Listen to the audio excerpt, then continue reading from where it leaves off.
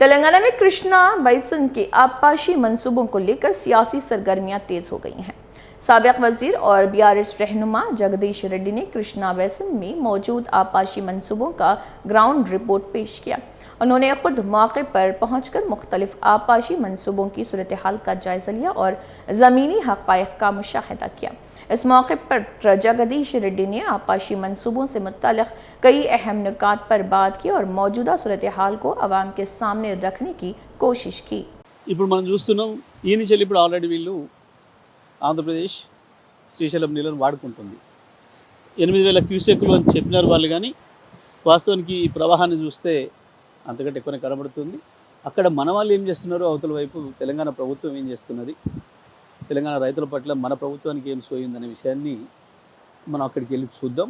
అవతల వైపు మన నార్లపూర్ దగ్గర కలగుర్తి ఎత్తిపోతలు కావచ్చు, పాలమూరు రంగారెడ్డి దీన్ని ఎత్తిపోతలు కావచ్చు, అక్కడ అసలు నీళ్ళు ప్రారంభం చేసిండ్రా, నాగేశ్వరికి నీళ్ళు ఎప్పుడు రావాలి, ఎప్పుడు ఎడమ కాలువ రైతులకు నీళ్ళు ఇవ్వాలి, మన ప్రభుత్వానికి ఏమైనా సోయిందా, అది మనం అవతల వైపు వెళ్ళి పరిశీలిద్దాం.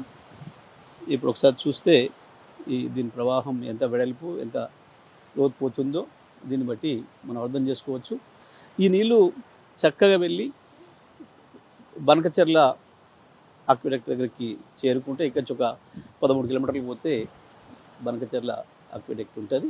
మనం గమనిస్తే ఇక్కడ నుంచే ఏదైతే ఇప్పుడు మనం ఈ నీళ్ళు వస్తున్నాయో చూసినాం కదా, ఇది ఒరిజినల్గా మొట్టమొదలు కట్టిన పోతిరెడ్డిపాడు రెగ్యులేటర్. ఇది దీని నుంచి ఎన్టీ రామారావు గారు చెన్నైకి మంచినీళ్ళు ఇవ్వాలి, ఒక 3 టీఎంసీల నీళ్లు అని చెప్పి తీసుకుపోవడం కొరకు అని చెప్పి ప్రారంభించిన మొట్టమొదటి